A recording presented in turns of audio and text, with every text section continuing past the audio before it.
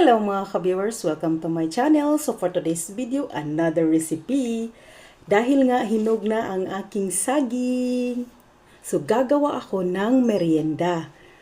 Magluluto ako ng ginataang saging.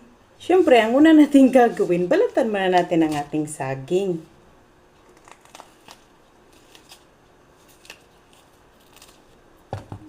Ayan, so tapos na nating mabalatan ang ating saging. So next, hihiwain na natin ang ating saging. Hiwain lang natin siya ng manipis para mas madali siyang maluto. Ayan, so tapos na natin siyang mahiwa. So let's proceed to the next step. Ayan, kumulo na ang ating tubig. So ilagay na natin ang ating sago. Hintayin lang natin na maluto ang ating sago. Una natin gagawin, maglagay lang tayo ng 1 cup na water. Hintayin lang natin na kumulo ang ating tubig. Kumulo na ang ating tubig, pwede na natin ilagay ang ating gata. So, 2 cups na gata. Pwede na natin ilagay ang ating hiniwa na saging. So, haluin lang natin.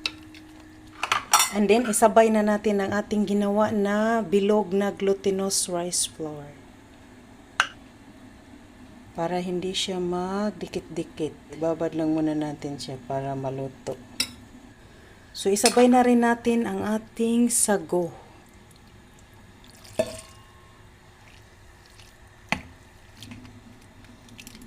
And muntik ko na makalimutan ng ating white sugar. 1/2 cup white sugar. Kayo na ang bahalang mag-adjust sa tamis. Wow, luto na ang atuang merienda. Yan, luto na ang ating merienda. So, tikman na natin. Ang init. Umuusok pa. Wow, ang bango.